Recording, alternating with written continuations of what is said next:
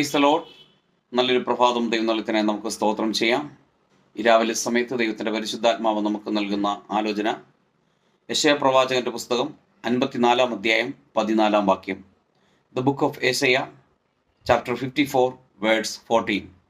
നീതിയിൽ നീ സ്ഥിരമായി നിൽക്കും, നീ പീഡനത്തോട് അകന്നിരിക്കും, നിനക്ക് ഭയപ്പെടുവാനില്ലല്ലോ. ഭീഷണിയോട് നീ അകന്നിരിക്കും, അത് നിന്നോട് അടുത്തു വരികയില്ല.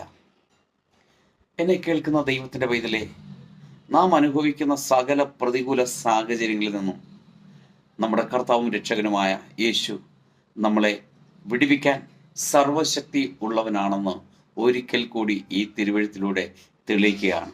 ഇത് വിശ്വസിച്ചാൽ, ഈ വചനം ധ്യാനിച്ചാൽ, ഇതുപോലെ എൻ്റെ ജീവിതത്തിൽ പ്രാവർത്തികമാകണമെന്ന് പറഞ്ഞാൽ നിശ്ചയമായി കർത്താവ് അത് ചെയ്യും. അവൻ സർവശക്തി ഉള്ളവനാണ്, കൈവിടുന്നവനല്ല, ഉപേക്ഷിക്കുന്നവനല്ല, പാതി വഴിയിൽ നമ്മളെ വിട്ടു പോകുന്നവനല്ല, നമുക്ക് വേണ്ടി ജീവനെ തന്നവനാണ്. അങ്ങനെയെങ്കിൽ നമ്മുടെ സകല സ്ഥിതികളും മാറ്റുവാൻ നമ്മുടെ കർത്താവിന് സർവശക്തിയുണ്ട്. ആ യേശുവിൻ്റെ കരങ്ങളിൽ നമ്മളെ സമർപ്പിക്കാം. ഈ തിരുവഴുത്ത് നിവർത്തിക്കാൻ നമുക്ക് ഏൽപ്പിച്ചു കൊടുക്കാം.